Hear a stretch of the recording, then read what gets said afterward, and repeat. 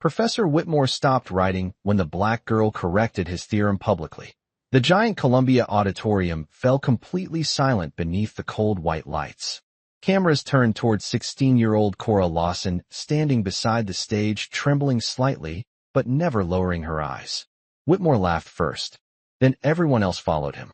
"You think my proof is wrong?" he asked slowly. Cora nodded once and pointed toward the final equation. "That variable collapses the entire structure," she answered quietly. Nobody expected security guards to start walking toward her immediately. 3 hours earlier, cold rain covered Manhattan like silver smoke after sunset. Cora stepped off the downtown subway carrying a worn backpack and borrowed textbooks. Students wearing expensive wool coats filled Columbia's marble hallways with loud confidence. A blonde student glanced at Cora's old sneakers and smirked immediately. "This competition keeps getting weirder every year," he whispered carelessly. Cora heard every word but kept walking silently through the crowded corridor. She stopped beside a framed wall covered with famous mathematical discoveries. Then she quietly noticed an error hidden inside one displayed equation. Most professors never saw it during 20 years there. Inside the registration room, volunteers almost denied her entrance badge twice. One woman assumed Cora delivered supplies from another building nearby. Cora simply handed over her acceptance letter without changing expression. During the opening round, contestants solved impossible proofs on massive projector screens. Students from elite prep academies answered confidently within only several minutes. Cora barely touched her pencil during the first challenge. She stared silently toward the board while everyone rushed frantically around her. Then she suddenly wrote 3 lines inside her notebook very carefully. An elderly MIT professor, sitting near the judges, slowly leaned forward afterward. His eyes narrowed behind thick glasses while studying her calculations closely. "Where did she learn that method?" he whispered under his breath. Nobody answered him because nobody knew the answer yet. When the second round ended, Cora quietly packed her notebook inside her backpack. She looked once toward Professor Whitmore laughing beside wealthy sponsors underneath crystal chandeliers. Then she reached into her folder and signed her withdrawal form without hesitation. At that exact moment, the MIT professor finally realized what Cora's hidden equations actually meant. Professor Whitmore grabbed Cora's withdrawal form before she reached the exit doors. His confident smile disappeared while reading her notebook beside the judge's table. The room suddenly sounded quieter then. Despite hundreds still speaking loudly, the MIT professor asked Cora one dangerous question very carefully. "Who taught you this proof structure?" Cora zipped her backpack slowly without answering anybody nearby. Then she walked directly into the freezing Manhattan rain outside Columbia University. 10 minutes later, the entire semifinal round completely collapsed without warning. 3 top contestants argued aggressively over contradictory theorem results. 2 judges blamed faulty competition software before checking calculations themselves. Nothing inside the system balanced correctly anymore after Cora left suddenly. Professor Whitmore demanded every equation get reviewed immediately by his assistants. An exhausted graduate assistant looked terrified while comparing Cora's notebook photos secretly. "She corrected our core assumption," he whispered beside the projection monitors. Whitmore snapped his folder shut hard enough to silence everybody nearby. Upstairs inside the judge's lounge, wealthy donors started asking uncomfortable questions. Livestream viewers already clipped Cora correcting Whitmore publicly before leaving. The video spread across student forums within only 20 minutes online. Comments exploded beneath the competition page throughout the entire evening afterward. "Who was that girl?" Thousands kept asking repeatedly beneath every repost. Meanwhile, Cora rode the subway north without checking her buzzing phone once. Rainwater dripped steadily from her backpack onto the train floor below. Across from her sat a tired nurse wearing dark blue scrubs quietly. Denise Lawson finally noticed Columbia papers sticking from Cora's backpack zipper. "You left early?" her mother asked softly after several silent minutes. Cora stared through scratched subway windows toward blurred city lights outside. "They already decided who belonged there," she answered calmly afterward. Denise looked down slowly because she understood exactly what that meant. Back at Columbia, judges discovered another hidden error inside Whitmore's famous theorem archive. The same hidden flaw appeared inside published academic papers from previous years. One professor removed his glasses while breathing heavily beside the conference table. If this spreads publicly, our credibility disappears overnight, he admitted quietly. Whitmore immediately ordered every recording involving Cora temporarily removed online. But somebody already leaked another camera angle before administrators reacted fast enough. The new video revealed something nobody noticed during the competition chaos earlier. While contestants struggled solving basic equations, Cora solved advanced proofs silently beforehand. She finished nearly 40 minutes before every elite finalist remaining there. The MIT professor replayed the footage repeatedly inside his dark office afterward. Then he froze suddenly while zooming into Cora's final notebook page. Carefully, hidden beneath crossed-out equations, sat one unfinished mathematical structure unlike anything he recognized. His hands started trembling slightly beneath the computer screen glow afterward. Because Cora Lawson was never trying to win that competition at all. She had been building something much bigger inside that auditorium the entire time. The leaked competition clip crossed 2 million views before sunrise the next morning. Students across New York started reposting Cora's equations beside shocked reactions online. Columbia administrators refused interviews, while reporters crowded outside campus gates constantly. Inside her small Harlem apartment, Cora ignored every notification lighting her cracked phone screen. Denise left early for another hospital shift before daylight arrived completely. But she paused beside Cora's bedroom door before leaving quietly afterward. "Somebody finally noticed you," she said softly through the half-open doorway. Later that afternoon, Cora visited the public library near 125th Street again. The same security guard who ignored her before suddenly greeted her politely. 2 college students whispered while recognizing her from the viral competition videos. One finally walked over holding a thick mathematics textbook nervously afterward. "Can you explain this proof?" he asked carefully beside the study tables. 3 days earlier, nobody there even noticed Cora existed quietly nearby. Now students watched her solve equations across yellow legal pads silently. More people slowly gathered around her table during the next hour. Nobody laughed at her old clothes anymore. Nobody questioned why she belonged there either. An older librarian named Mrs. Green brought Cora extra research materials afterward. "You have people waiting downstairs asking for you already," she admitted quietly. Cora looked genuinely confused hearing those words directed toward her suddenly. Downstairs near the entrance, a small group from NYU waited anxiously nearby. One graduate student introduced himself while holding printed screenshots from the live stream. "Professor Levin wants to meet you immediately," he explained seriously afterward. Cora hesitated because nobody important ever searched for her before. But the graduate student looked almost nervous standing beside her silently. Across Manhattan, Professor Whitmore sat inside emergency faculty meetings without speaking much. Donors questioned Columbia's credibility after the leaked theorem controversy exploded publicly online. One trustee demanded independent reviews of previous competition results immediately afterward. Another professor openly defended Cora during a heated conference discussion later. "We dismissed brilliance because she arrived wearing thrift store shoes," she said sharply. Whitmore stayed completely silent hearing that sentence across the long table. Meanwhile, Professor Levin personally greeted Cora outside NYU's mathematics department entrance.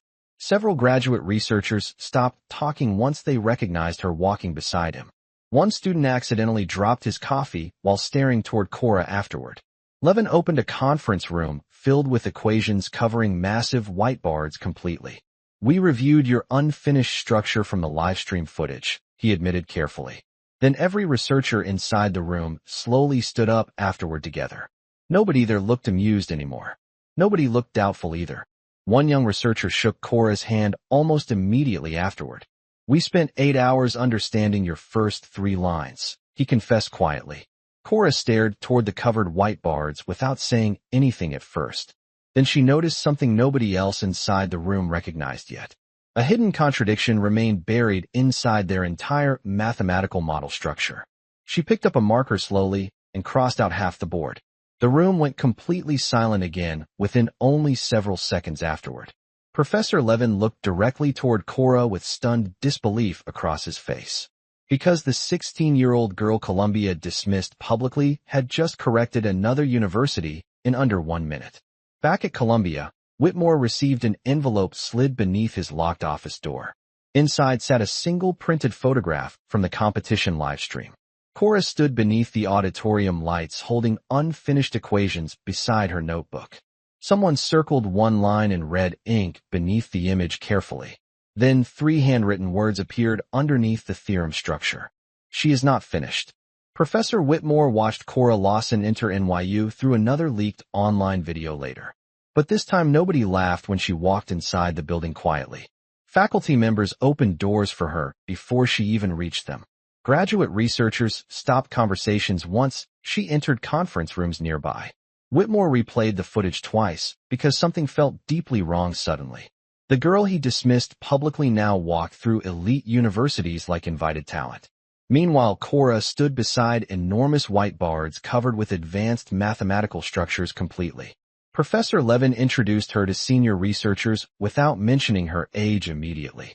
She identified structural failures within multiple published systems. He explained carefully instead. Nobody questioned that statement afterward. Nobody smirked at her backpack or old sneakers anymore either.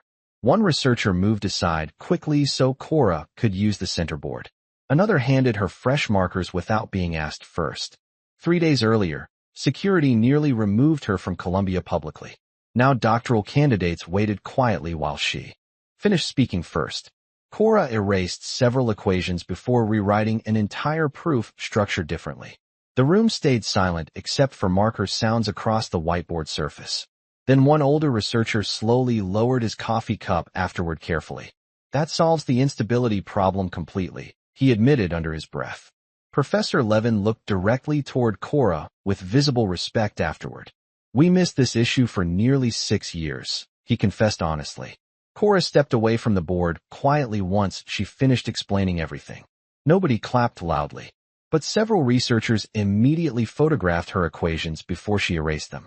Across Manhattan, Whitmore arrived late to another emergency donor meeting afterward. He noticed something strange immediately once entering the conference room there. Several trustees stopped speaking once he walked inside quietly. One donor pushed printed screenshots toward him across the polished table surface. The screenshots showed researchers surrounding Cora respectfully at NYU earlier that morning. Whitmore looked unsettled for the first time since the competition disaster began. Do you understand what happens if another university supports her publicly? One trustee asked sharply. Nobody defended Whitmore this time afterward. Later that evening, Cora received an invitation from the National Mathematics Symposium in Chicago. The event usually accepted only professors, researchers, and published scholars nationwide. Professor Levin personally encouraged her to attend despite her hesitation afterward. They need to hear your work directly, he told her seriously. Cora stared quietly at the invitation inside the subway ride home afterward. She still remembered volunteers questioning her entrance badge only days earlier. Now national institutions suddenly wanted her sitting beside leading mathematicians publicly. Back at Columbia, Whitmore opened another anonymous envelope left beneath his office door silently. Inside sat a printed flight confirmation for Chicago under Cora Lawson's name. Attached beneath it rested another handwritten note folded carefully afterward. She solved the first layer already. Whitmore immediately stood from his chair reading those words twice silently. Because only 3 people knew his original theorem contained multiple hidden layers underneath.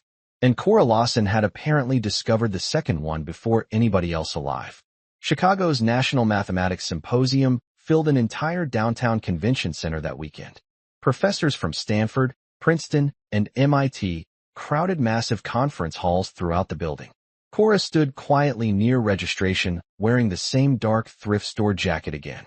But this time volunteers recognized her immediately before checking any paperwork carefully. One organizer rushed forward carrying a printed guest badge with her name. Professor Levin requested front row seating personally, she explained respectfully afterward. Several researchers nearby turned once hearing Cora Lawson mentioned aloud publicly. Nobody looked amused anymore. They looked curious now instead. Inside the main symposium hall, speakers discussed collapsing theorem systems all afternoon. Multiple universities already questioned research tied to Whitmore's published framework publicly.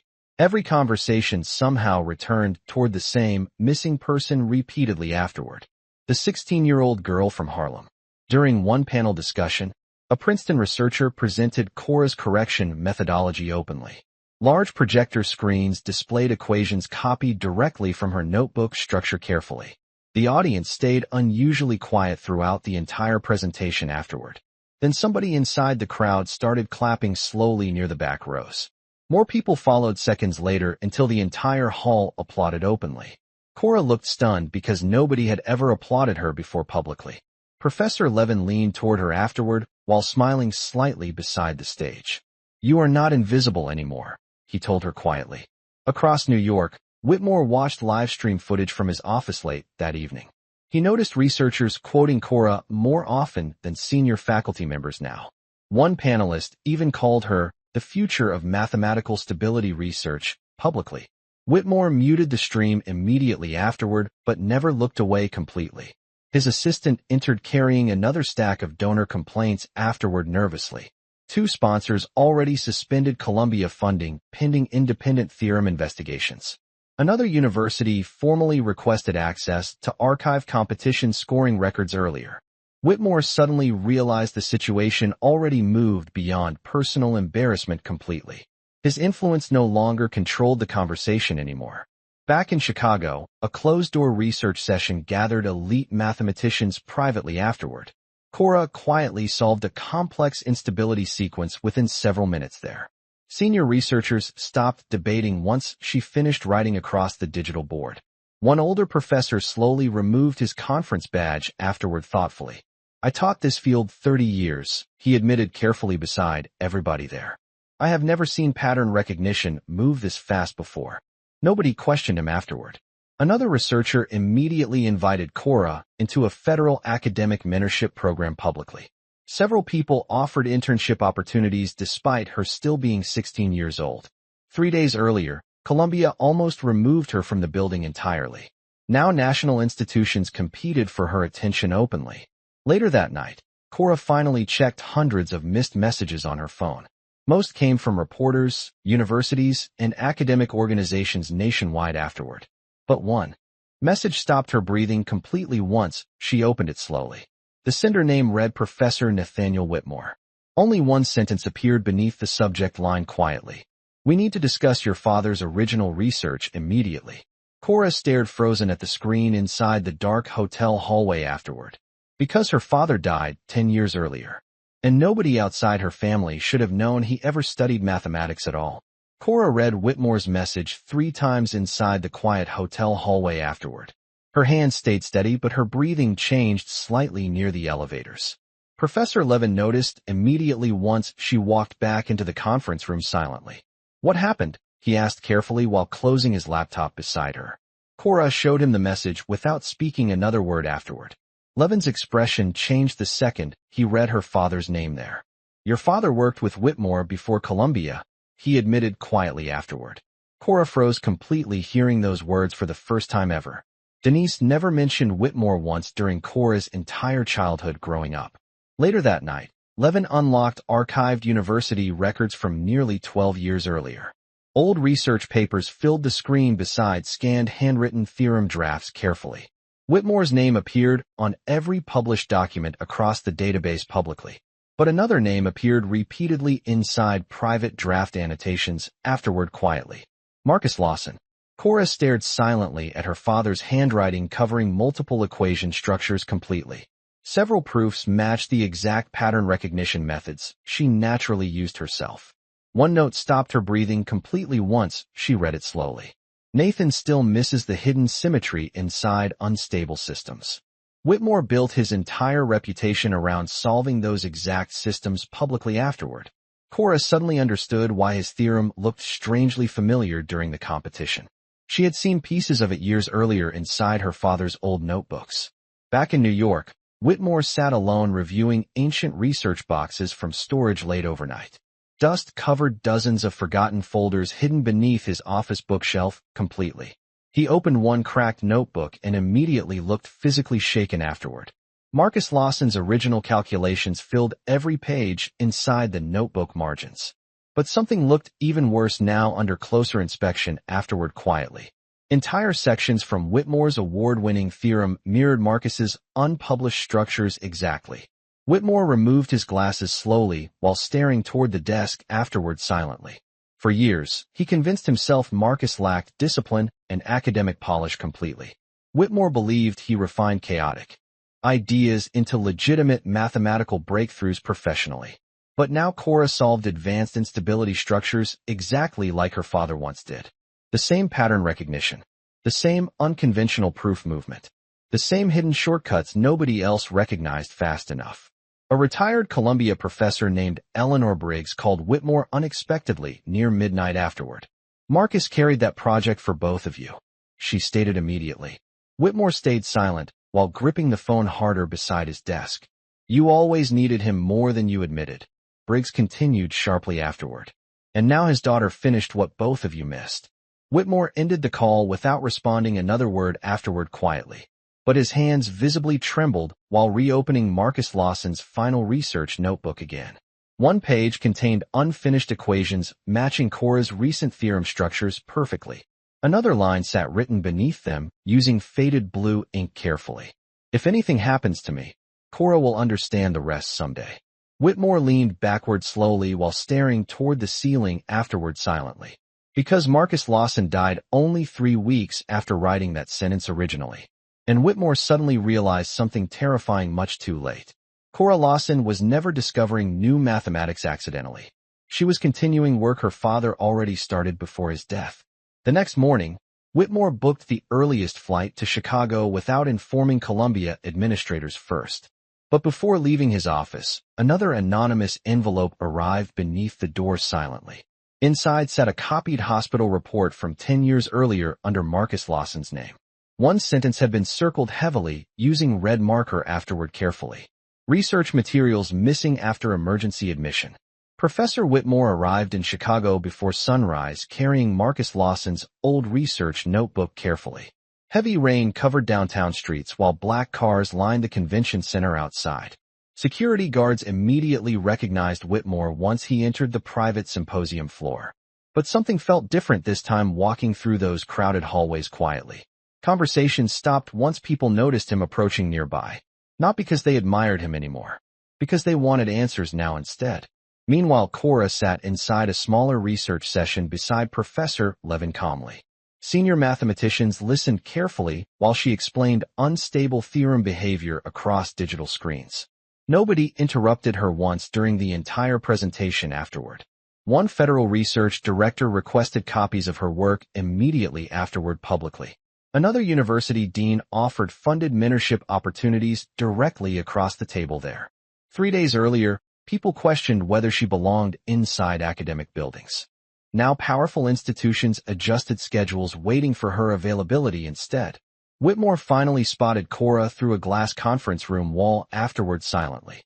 Several professors surrounded her while taking notes carefully beside massive whiteboards. Nobody spoke over her anymore. Nobody dismissed her ideas carelessly either. Whitmore knocked softly against the open conference room doorway afterward. The entire room turned toward him immediately once he stepped inside quietly. Nobody welcomed him warmly this time. Professor Levin stood first before Whitmore reached Cora's table completely. "This is a private research session," Levin stated calmly without moving aside. Whitmore ignored him while staring directly toward Cora, instead silently. "We need to talk about your father," he said carefully afterward. Cora closed her notebook slowly before finally meeting his eyes directly. "You had 10 years to mention him," she answered calmly afterward. The room stayed completely silent hearing that response immediately. Whitmore looked visibly shaken for several seconds afterward beside the doorway. He tried stepping closer toward her conference table carefully afterward. But one researcher quietly moved between them before he reached her completely. The movement felt small, but impossible to misunderstand there. Whitmore no longer had automatic access to her space anymore. "Your father trusted me once," Whitmore explained quietly afterward. Cora remained perfectly calm while packing loose research pages carefully beside her. "My father trusted many people," she replied without raising her voice afterward. "That does not mean they deserved it." Several professors exchanged uncomfortable looks hearing those words nearby afterward. Whitmore glanced around the room, realizing nobody supported him automatically anymore. One younger researcher even handed Cora her coat before Whitmore finished speaking. Small gestures suddenly revealed everything clearly there. Cora stood and prepared, leaving the room without waiting for his permission. Months earlier, Whitmore could remove her from academic spaces publicly without resistance. Now security guards held elevators open for her, while Whitmore waited behind crowds silently. Before stepping into the elevator, Cora turned toward him one final time afterward. "You built your career using incomplete work," she said quietly beside everyone there. "My father knew that before he died." The elevator doors closed before Whitmore could answer another word afterward. 20 minutes later, Whitmore sat alone reviewing Marcus Lawson's hospital report again carefully. Then he noticed something hidden inside the missing materials inventory section suddenly. One item remained uncategorized beneath the confiscated research files afterward quietly. Audio cassette recovered from patient belongings. Whitmore stopped breathing momentarily while reading the final attached note underneath. Recording scheduled for release if Marcus Lawson never returned home. Rain hammered Chicago streets while Cora waited inside the empty Symposium Theater quietly.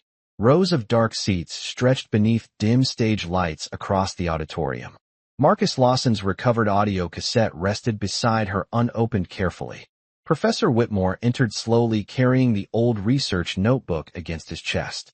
He looked older now somehow. Smaller too. The same man who mocked her publicly now avoided direct eye contact completely. Cora stayed seated while Whitmore stopped several feet away silently. Neither person spoke for several long seconds afterward inside the quiet theater. Finally, Whitmore placed Marcus Lawson's notebook carefully onto the stage table nearby. "Your father built most of the foundation," he admitted quietly afterward. Cora did not look surprised hearing those words anymore tonight. "I already know that," she answered calmly without moving from her chair. Whitmore swallowed hard before sitting several rows lower than her afterward. The difference felt impossible to ignore between them suddenly there. Months earlier, he stood above her before crowded audiences publicly. Now he looked upward, just trying holding a conversation together quietly. Marcus saw patterns nobody else recognized. Whitmore continued after another silence. "Including you." Cora replied immediately without hesitation afterward quietly. Whitmore lowered his head because she was completely right about that. He explained how Marcus challenged every unstable theorem structure repeatedly afterward. Universities ignored Marcus because he lacked prestige, connections, and institutional backing entirely. Whitmore had the influence Marcus never received professionally afterward publicly. Together, they changed modern mathematical modeling before Marcus suddenly died unexpectedly. But only one name reached the journals, conferences, and academic awards afterward: Nathaniel Whitmore. Cora stared toward the dark stage lights without interrupting him once throughout. "You let people forget him," she finally said quietly afterward. Whitmore looked visibly shaken hearing those 5 words directed toward him. "I told myself I was protecting the research," he admitted weakly afterward. "No," Cora answered calmly while finally standing from her seat slowly. "You protected yourself." The words landed harder than any public accusation ever could afterward. Whitmore tried speaking again, but stopped halfway through the sentence quietly, because nothing remaining sounded honest enough anymore between them there. Then Cora picked up the old cassette tape from beside her chair carefully. "My father recorded this before entering the hospital," she explained quietly afterward. Whitmore's face immediately lost color hearing that information suddenly there. "You knew about this?" he asked, almost whispering beneath the empty theater lights. Cora nodded once before placing the cassette inside a portable recorder nearby. Marcus Lawson's tired voice slowly filled the dark auditorium afterward quietly. "If Cora hears this someday," she solved the final layer. Whitmore closed his eyes hearing Marcus speak again after 10 long years. But the next sentence shattered whatever control he still carried emotionally. "Nathan will never finish this work without her," Marcus continued weakly afterward. "He understands systems. She understands truth." Tears filled Whitmore's eyes before he could stop them publicly afterward. Cora stood completely still while the recording continued softly through the theater. Marcus described hidden structures designed specifically for Cora to complete someday. Not Whitmore. Not Columbia. Her. Everything Whitmore built suddenly felt borrowed now instead of earned afterward. Finally, the recording stopped and silence returned across the dark auditorium slowly. Whitmore looked toward Cora with complete understanding for the first time ever. He had not lost a student. He had lost the only person capable of finishing Marcus Lawson's work beside him. Cora picked up her backpack calmly before walking toward the theater exit afterward. Whitmore stood quickly once realizing she intended leaving completely behind him. "What happens now?" he asked quietly into the empty theater afterward. Cora paused briefly near the doorway without turning back toward him anymore. "Now people finally learn my father's name," she answered calmly before leaving. Minutes later, Whitmore sat alone while reporters flooded the symposium lobby downstairs suddenly. Because somebody had already announced tomorrow morning's keynote speaker publicly. Cora Lawson. Morning sunlight filled the Chicago auditorium before reporters entered quietly with cameras. Hundreds of researchers waited across packed rows beneath glowing stage lights afterward. Large screens displayed a new presentation title above the empty podium clearly. The Lawson Stability Framework. Cora stood backstage wearing the same dark jacket from Columbia months earlier. But nothing about her presence felt small anymore inside that building today. Federal researchers greeted her personally before the keynote session finally started publicly. University deans waited nearby hoping for future partnerships and collaborations afterward quietly. Denise Lawson sat front row wearing hospital scrubs beneath her winter coat proudly. She still looked overwhelmed watching people stand whenever Cora entered rooms now. Back in Harlem, landlords once ignored Denise's maintenance calls. For months completely. Now national science organizations reserved entire auditoriums waiting for her daughter publicly. Professor Levin walked beside Cora moments before she stepped toward the stage calmly. "You already changed this field forever," he told her quietly afterward. Cora smiled slightly, but never looked nervous anymore standing there. Across the auditorium, Professor Whitmore sat alone several rows from the back silently. Nobody gathered around him now. Nobody asked for photographs or interviews anymore either. People nodded politely before continuing conversations somewhere else nearby instead. The distance around him felt heavier than public criticism ever could afterward.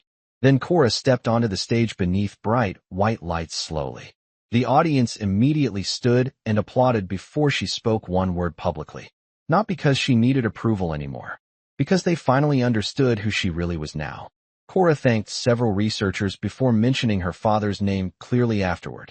Marcus Lawson appeared across giant screens beside unfinished handwritten equations quietly. The room stayed completely silent while Cora explained his missing contributions carefully.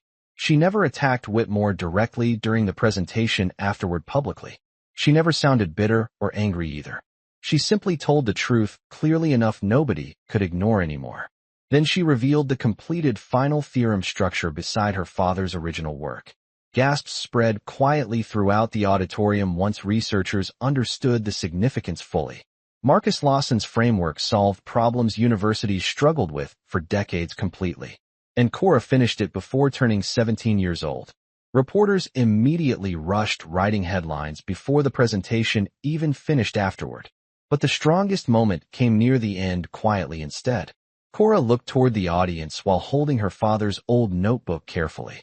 "Some people spend years begging powerful rooms for recognition," she said softly afterward. "My father taught me something better. Build truth anyway."